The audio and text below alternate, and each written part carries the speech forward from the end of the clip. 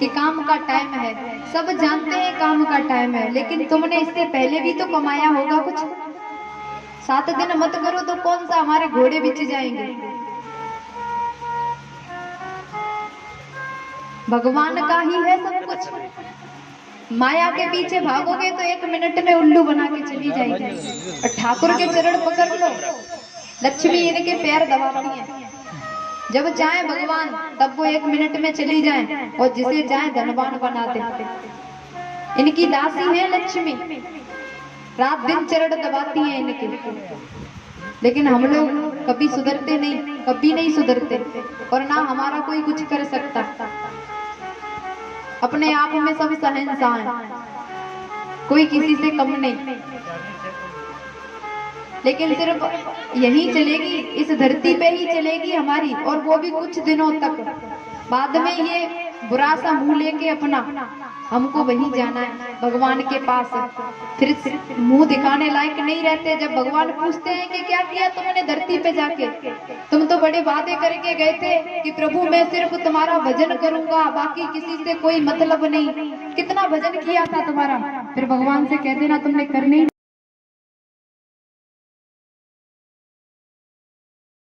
अब करवाऊंगा मैं तुझसे भजन। काम के लिए नहीं भेजा भगवान ने मुझे यहाँ। काम करो लेकिन जरूरत जितना। भगवान ने सब कुछ दिया है हमको, बहुत धन दिया है, लेकिन फिर भी हमारा पेट नहीं भरता। और जोड़ो और जोड़ो, हम भी खाएं, हमारे नाती भी खाएं, और हमारी 10-10 पीढ़ी एकदम सुखी रहे। लेकिन ये मतलब भूलना, वो 10 पीढ़ी हमारा नाम लेने वाली नहीं है, ये सत्य है। नाम तो तुम्हारे बेटे लेंगे और तुम्हारे नाती, बाकी तीसरी पीढ़ी तुम्हारा नाम क्या जानेगी भी नहीं कि हमारे दादी कौन थी, परदादा कौन थे। यही कमा के जाते हैं हम। ये धन सिर्फ अपने बुरे दिनों के लिए कमाते हैं कि हमारे घर में जो नाती पोते आए वो इतने माया में खो जाए कि ना मेरी सेवा करें, ना मेरा नाम लें, वो खुद घमंडी हो जाए। खुद सिखा देते हैं हम उनको। बोली वृंदावन बिहारी लाल की जय, राधा रानी सरकार की जय। जय जय श्री राधे, जय जय श्री राधे। लेकिन आप लोग ऐसे नहीं हो। हम आपसे तो कह ही नहीं रहे बिल्कुल। क्यों आप कहेंगे आपसे? आप तो अपना इतना कीमती समय निकाल के यहाँ पांडाल में आए हो। ये तो हम संसार की बात कर रहे हैं। हम और आप तो भगवान को टाइम दे ही रहे हैं, हमें क्या मतलब दुनिया से। लेकिन हम जिस दुनिया में जन्म लेके आए हैं उसके बारे में बात तो कर ही सकते हैं, ठाकुर जी से जोड़ सकते हैं हम। अब आप लोग जितने कथा सुनने आए हो, एक पड़ोसी को जोड़ोगे तो उसका 10% 50% आपको भी मिलेगा, ये मैं बता चुकी हूँ पहले। इसलिए हम चाहते हैं कि हमारी संस्कृति, जो हमारा सनातन धर्म है, इसमें हमारी संस्कृति हमारे लोगों में हमेशा बटती रहे, बस और कुछ नहीं चाहिए।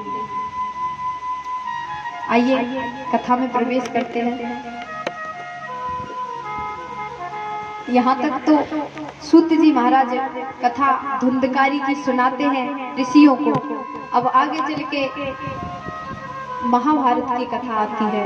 कहते हैं कि इस भागवत में महाभारत की कथा संक्षिप्त रूप से कही जाती है, क्योंकि ठाकुर जी की लीलाओं का कोई अंत नहीं है। इनकी लीलाएं तो जितनी कहो, पूरी उम्र लगा दो, 7 जन्म लगा दो, लेकिन भगवान की कथाओं का प्रवचन कोई कर नहीं सकता। ये सब जानते हैं। क्यों? क्योंकि उनकी सिर्फ लीला वो नहीं है जो शास्त्र में लिखी है। आज भी जो सुबह होती है वो भी भगवान की लीला है, और शाम होती है वो भी प्रभु की लीला है, और ये जो हवा चलती है ये भी उन्हीं की लीला है। उनकी लीलाओं का कौन व्याख्यान कर सकता है? हरि अनंत हरि कथा अनंता, कहीं सुनई बहु विधि सब संता। जितना कहो और जितना सुनो उतना कम है। एक बार कौरवों और पांडवों का युद्ध चल रहा था, तो सभी कौरवों से युद्ध में मारे गए, और भीम ने दुर्योधन की जंघा तोड़ दी। अब जब दुर्योधन की जंघा तोड़ दी तो दुर्योधन का मित्र था अश्वत्थामा। अश्वत्थामा ने अपने मित्र को देखा और उसकी ये हाल को देख के अश्वत्थामा से नहीं रहा गया और कहता है कि मित्र, ये दिशा तुम्हारी किसने की, मुझे बताओ, मैं तुम्हारे इसका बदला लूंगा। जो तुम्हारे साथ ये दुष्कर्म किया है उस दुष्ट से मैं बदला लूंगा। तो अश्वत्थामा ने कहा, मुझे बताओ मित्र। तो दुर्योधन ने बताया कि 5 पांडवों ने मिलके मेरे पूरे वंश का नाश कर दिया, अब उनसे बदला लेने वाला भी कोई नहीं रहा। तो अश्वत्थामा कहता है कि मैं प्रतिज्ञा करता हूँ कि 5 पांडवों को मैं मौत के घाट उतार दूंगा, एक भी पांडव बच नहीं सकता हमसे। तो दुर्योधन ने कहा, ठीक है मित्र, तुम्हारा एहसान जिंदगी भर रहेगा। और वहां से अश्वत्थामा जाता है और उसी रात्रि को श्री ठाकुर जी 5 पांडवों को गंगा स्नान करने के लिए ले जाते हैं। जब 5 पांडव भगवान के साथ चले जाते हैं, द्वारकाधीश के साथ चले जाते हैं, तो द्रौपदी अपने 5 पुत्रों को पांडवों के शिविर में सुला देती है। 5 पांडवों के 5 पुत्र शयन कर रहे हैं और अश्वत्थामा आता है अर्धरात्रि को और 5 पुत्रों की हत्या कर देता है, उनके धड़ से सर को अलग कर देता है और 5 शीशों को ले जाकर अश्वत्थामा दुर्योधन को देता है। लो मित्र, मैंने तुम्हारे साथ किए दुष्प्रभाव का ये बदला लिया है। अब दुर्योधन बड़ा खुश हुआ, उसे इतनी खुशी मिली कि उसके साथ किए हुए व्यवहार का मेरे मित्र ने बदला ले लिया। अश्वत्थामा बड़ा खुश है कि लो मित्र, मैं तुम्हारा प्रतिशोध लेकर आ गया। अब दुर्योधन ने कहा कि मित्र, जल्दी से इसमें से मुझे भीम की खोपड़ी दे दो, भीम का सर दे दो, मैं उसे मिसल के अपनी गुस्सा को शांत करना चाहता हूँ। अश्वत्थामा ने भीम के पुत्र का सर निकाला और दुर्योधन को दिया और दुर्योधन ने जैसे ही वो गुस्से में सर दबाया तो फूट गया। अब दुर्योधन को बड़ा कष्ट हुआ कि ये तुमने क्या किया मित्र, ये 5 पांडव नहीं है, उनके 5 पांडवों के 5 पुत्र हैं जिनकी तुमने हत्या कर दी, ये तो तुमने बहुत बुरा किया, मेरे वंश में कोई पानी देने वाला नहीं छोड़ा तुमने। और कहते हैं कि दुर्योधन को ये श्राप लगा था कि तुम्हें सुख और दुख दोनों साथ होंगे, तभी तुम्हारा प्राणांत हो जाएगा, तुम्हारी हत्या हो जाएगी। अब जैसे ही उसे दुख और सुख साथ में हुआ तो दुर्योधन का प्राणांत हो गया। और इधर जब सुबह हुई और द्रौपदी पांडवों के शिविर में जाकर देखा तो द्रौपदी के 5 पुत्र तो हैं, लेकिन 5 पुत्रों के सर नहीं है, उनके शीश नहीं है। तो द्रौपदी बड़ा विलाप करती है, रो रो के अपनी बुरी हालत कर लेती है। और ये आकर जब पांडवों ने देखा तो उन्होंने कहा कि देवी तुम शांत हो जाओ, जो भी ये जिसने भी ये किया है, मेरे पुत्रों की जिसने भी हत्या की है, उनको मैं नहीं छोड़ूंगा। और अर्जुन ने प्रतिज्ञा की कि 24 घंटे के अंदर अंदर मैं तुम्हारे पुत्रों के हत्यारे को लेकर आऊंगा तुम्हारे सामने और तुम्हारे सामने ही उसके कर्म का दंड दूंगा। अब अर्जुन निकले वहां से तो अश्वत्थामा को बंदी बनाकर द्रौपदी के पास लेकर के आए। तो द्रौपदी के पास लाकर कहा कि देवी ये तुम्हारे पुत्रों का हत्यारा है, इसे तुम अपने हाथों से दंड दो, इसे तुम अपने हाथों से ही दंडित करो। अब जैसे ही द्रौपदी ने अपने सर को उठा के सर को ऊंचा करके देखा तो देखा गुरुपुत्र है। द्रौपदी ने इनकार कर दिया कि स्वामी इसे दंड नहीं दे सकते और ना ही हम इसे दंड देने देंगे। तो अर्जुन कहते हैं कि देवी ये क्या कहती हो तुम, ये हमारे पुत्रों का हत्यारा है। तो द्रौपदी कहती है कि मैं नहीं चाहती कि जैसे मैं तड़प रही हूँ वैसे हमारी गुरु माँ अपने पुत्र के लिए तड़पे। इसे कहते हैं भारत की देवियां। आज हम या आप होते और हमारे बालक को, हमारे पुत्र को कोई एक थप्पड़ भी मार दे तो हम सोचते हैं कि मेरे पुत्र को छुआ लगाया तो लगाया कैसे, मेरे पुत्र को थप्पड़ मारा तो मारा कैसे। जब तक वापस उसका थप्पड़ का जवाब नहीं देते तब तक मुझे चैन नहीं पड़ता। लेकिन द्रौपदी को देखो, 5 पुत्रों की हत्या हुई है, फिर भी दूसरी माता को कष्ट नहीं देना चाहती वो। अर्जुन कहते हैं कि देवी मैंने तो प्रतिज्ञा की है कि मैं इसे 24 घंटे के अंदर अंदर उसे मौत के घाट उतारूंगा। तो द्रौपदी कहती है स्वामी इसे नहीं मार सकते। फिर अर्जुन धर्म संकट में पड़ के और प्रभु से कहते हैं हे द्वारकाधीश, हे मधुसूदन, आप ही बताइए कि मैं क्या करूं। मैंने तो प्रतिज्ञा की है, लेकिन जो प्रतिज्ञा की है वो झूठी भी नहीं कर सकते। तो प्रभु कहते हैं कि अर्जुन, एक ब्राह्मण को हम मार नहीं सकते, लेकिन एक पुत्र के हत्यारे को हम छोड़ नहीं सकते। मतलब दुर्योधन अश्वत्थामा को ना मारना चाहिए और ना छोड़ना चाहिए। अर्जुन कहते हैं कि ये बताओ तुम सुलझा रहे हो या उलझा रहे हो। तो प्रभु कहते हैं कि ब्राह्मण अगर कोई गलत काम कर दे तो उसका अपमान ही उसकी मृत्यु के बराबर है। प्रभु ने कहा कि अश्वत्थामा का सर मुड़वा दो और एक साइड से इसकी मूंछ कटवा दो, इसे मृत्यु से भी बढ़कर दंड मिल जाएगा। तो अर्जुन ने कहा ठीक है प्रभु, जैसा आप चाहो। तो वही किया, सर मुड़वा दिया उसका और एक साइड से मूंछ कटवा दी और अश्वत्थामा को छोड़ दिया। लेकिन कहते हैं कि किसी इंसान पर अगर हम लोग तरस खा जाएं, लेकिन उसे तरस का ऐसा नहीं रहता, उसे और क्रोध बढ़ जाता है। अश्वत्थामा ने वही किया। द्रौपदी के त्याग का उसके ऊपर कोई एहसान नहीं हुआ। उसे इस बात का बुरा लगा कि मेरा मुंडन क्यों करवाया, मेरा अपमान क्यों किया। अब तो अश्वत्थामा और ही क्रोध में आ गया। अब इसने कहा कि अब मैं पांडवों के वंश को नहीं छोड़ूंगा। और इधर अभिमन्यु की पुत्र वधू जो गर्भवती थी, अश्वत्थामा ने ब्रह्मास्त्र छोड़ दिया। और इधर एक बार पांडवों के वंश में जब चीरहरण हुआ था तो द्रौपदी बहुत समय तक इस संसार को पुकारती रही, अपने ससुर को पुकारा, अपने पति को पुकारा, लेकिन किसी ने भी रक्षा नहीं की।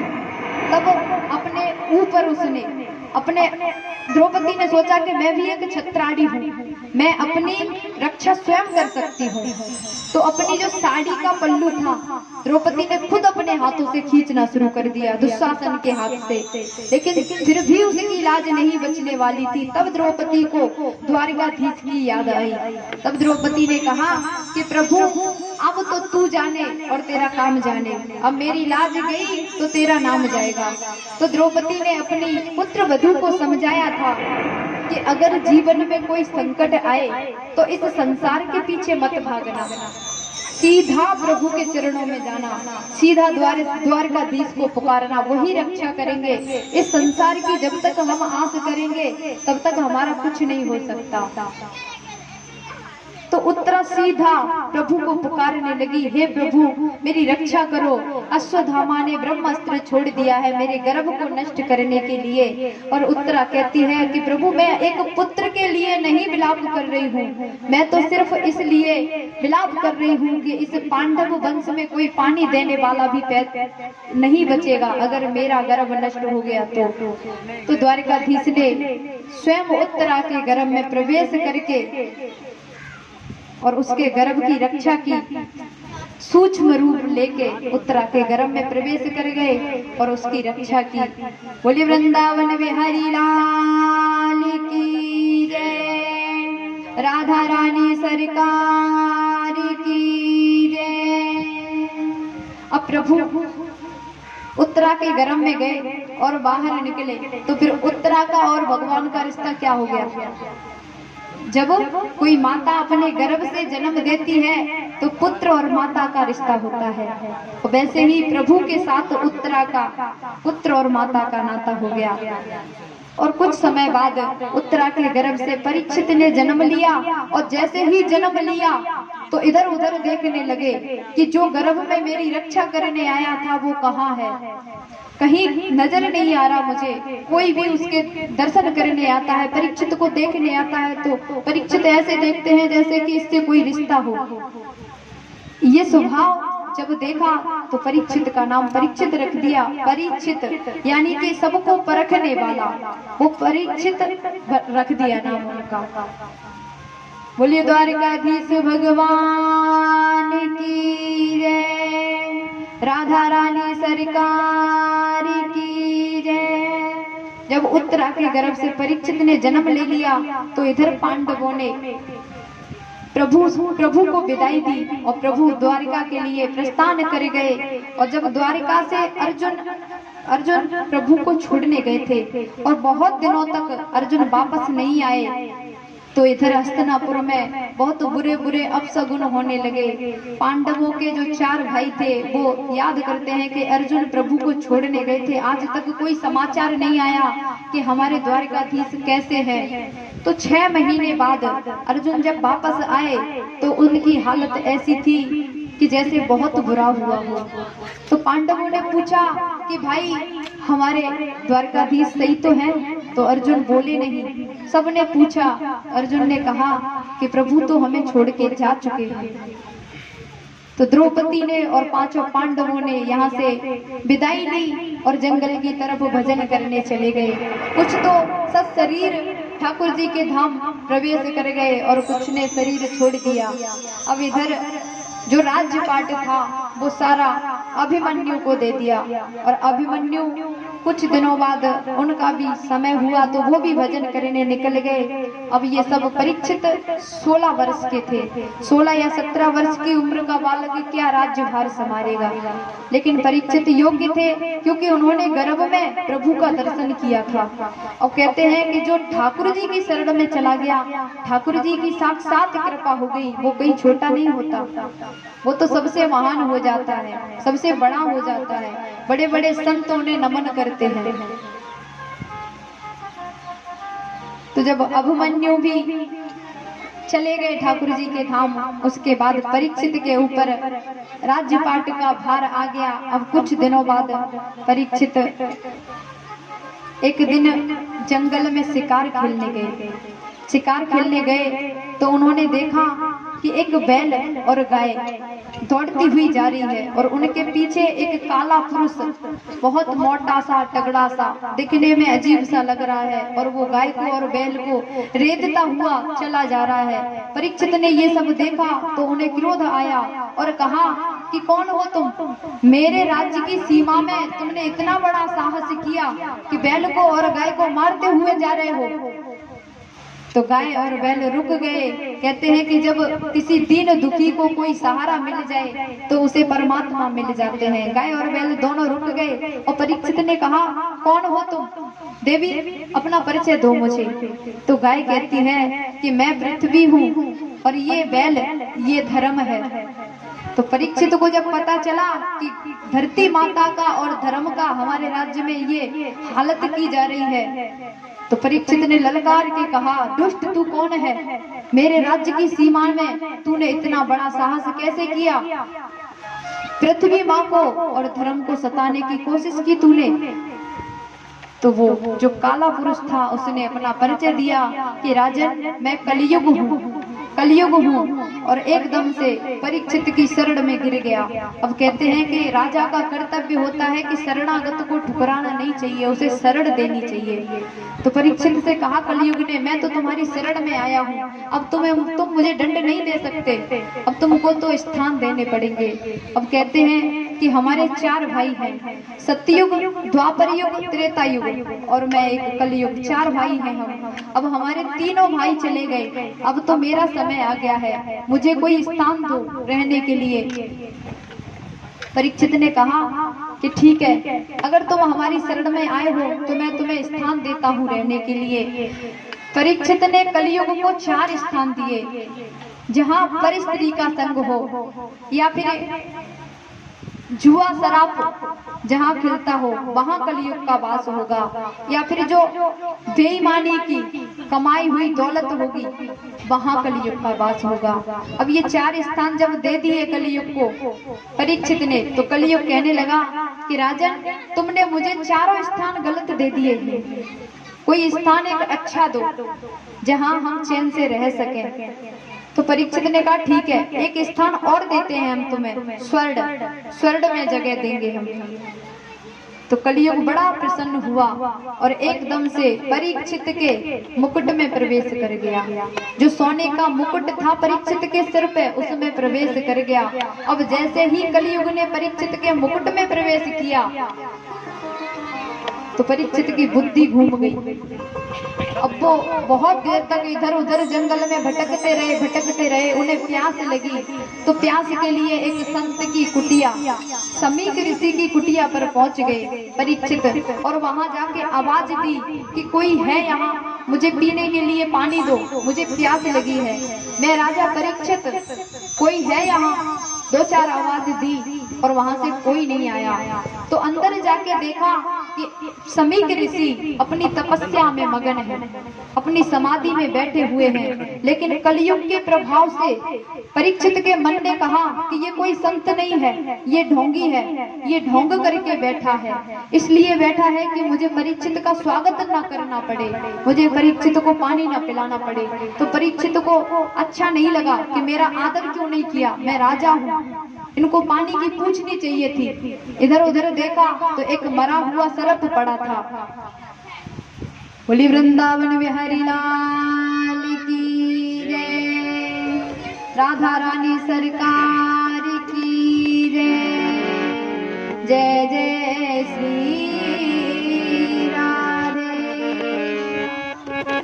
परीक्षित को एक सर्प मरा हुआ दिखाई दिया। अब वो उसने अपने बाण से उठाया और समीक ऋषि के गले में डाल दिया। अब जब ये खबर समीक ऋषि के शिष्यों को पता चली तो शिष्यों ने समीक ऋषि के पुत्र को श्रृंगी ऋषि को जाकर बताई, जो कि एक नदी में स्नान कर रहे थे। बताया कि तुम्हारे पिताजी के गले में किसी राजा ने मरा हुआ सर्प डाल दिया है।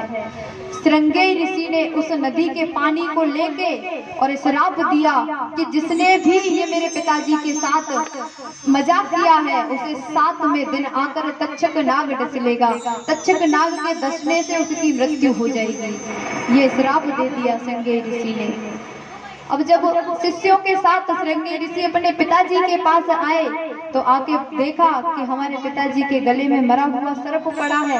आके उसे निकाला और समाधि खुली पिताजी की तो कहा, पिताजी आपके पास कोई राजा आया था, उसने तुम्हारे साथ इतना बड़ा मजाक किया, तुम्हारे गले में मरा हुआ सर्प डाल दिया। समीक ऋषि ने कहा, पुत्र कौन थे वो? श्रृंगी ऋषि ने कहा, कोई भी हो, मैंने भी उसे श्राप दिया है कि 7वें दिन तक्षक के डसे जाने से उसकी अकाल मृत्यु हो जाएगी। अब ये बात ऋषि को पता चली और आंख बंद करके देख धोखा हो गया। तो ऋषि ने कहा, पुत्र बगैर जाने श्राप नहीं देना चाहिए, तुमने बहुत गलत किया है। राजा परीक्षित जैसा राजा और अभी तक ना तो हुआ और ना आगे कभी होगा। तुमने इतने धर्म आत्मा को श्राप दे दिया, लेकिन अब क्या करें? कहते हैं कि संत का वचन कभी झूठा नहीं जाता।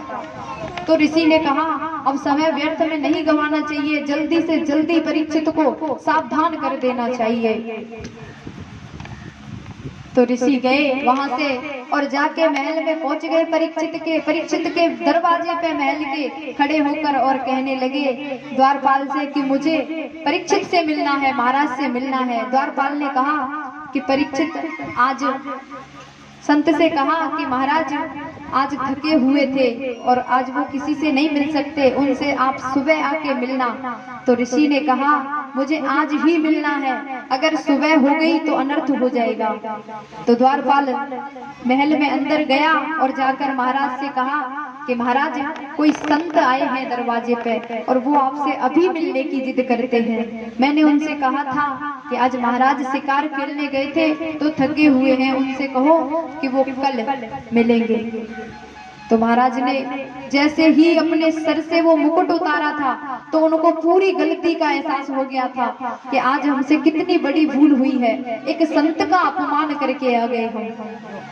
अपनी रानी को सब कुछ बता रहे थे, तब तक वो द्वारपाल के कहने पे महाराज परीक्षित ने कहा, आदर सहित उनको अंदर लेके आओ। तो द्वारपाल आया और संत को अंदर लेके गया। तो ऋषि ने बताया कि राजन, तुम्हारी एक छोटी सी गलती से और गुस्से में क्रोध में आकर मेरे पुत्र ने तुमको श्राप दिया है कि तुमने मेरे गले में सर्प डाला था तो उसने श्राप दे दिया, 7वें दिन तुम्हें तक्षक नाग डसलेगा और तुम्हारी मृत्यु हो जाएगी। तुम्हारे पास सिर्फ 7 दिन है, 7 दिन में अपनी मृत्यु को सुधारना है तो सुधार लो।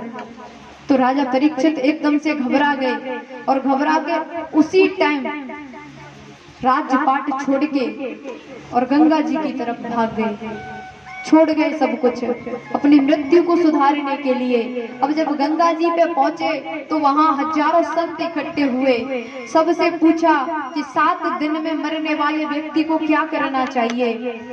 तो कहते हैं कि किसी ने कुछ बहाना लगाया, किसी ने कुछ बहाना लगाया, किसी ने भी उनकी मुक्ति का साधन नहीं बताया। तब कुछ समय में वहां पर श्री सुखदेव जी महाराज का आगमन हुआ। श्री सुखदेव जी महाराज गंगा जी के किनारे प्रकट हुए और परीक्षित ने उनसे प्रश्न किया कि हे प्रभु, हे गुरुदेव, मुझे ये बताइए कि जो इंसान 7 दिन में मरने वाला हो उसे क्या करना चाहिए। तो सुखदेव जी महाराज परीक्षित के प्रश्न को सुनकर और गदगद हो गए।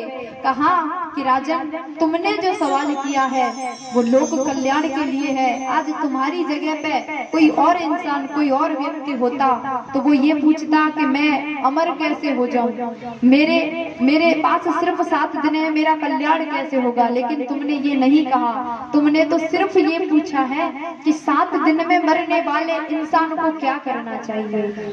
तो श्री सुखदेव जी महाराज परीक्षित को कथा सुनाने की तैयारी करते हैं।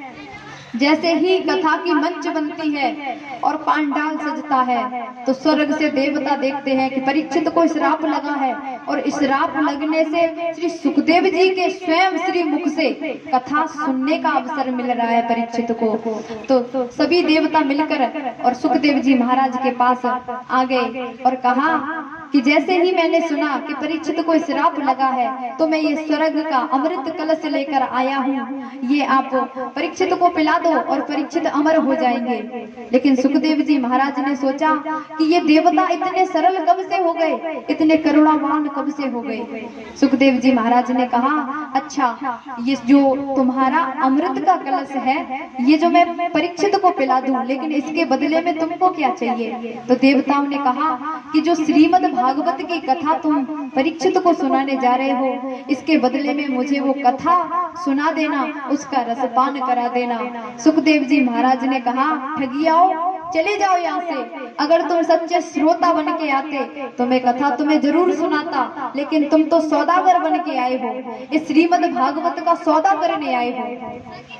कहते हैं कि ये जो श्रीमद् भागवत महापुराण है देवताओं को भी किस्मत में नहीं होती सुनने के लिए, वो भी सुनने के लिए तरसते हैं। श्री सुखदेव जी महाराज ने देवताओं से कहा, कहाँ ये कांच के समान तुम्हारा तुच्छ सा अमृत और ये हमारी मणि के समान श्रीमद् भागवत महापुराण, इसकी तुलना तुम अपने अमृत से करते हो, चले जाओ यहाँ से। तो देवता वहां से चले जाते हैं। कहते हैं कि हम और आपको इतनी आसानी से कथा सुनने को मिलती है, लेकिन हम लोग उसका कोई मूल्य नहीं समझते, उसका कोई महत्व नहीं समझते और फालतू में व्यर्थ में 7 दिन निकल जाने देते हैं। इसके लिए तो देवता भी तरसते हैं, उनको भी नसीब नहीं होती है भागवत कथा सुनना। बोलिए वृंदावन बिहारी लाल की जय, राधा रानी सरकार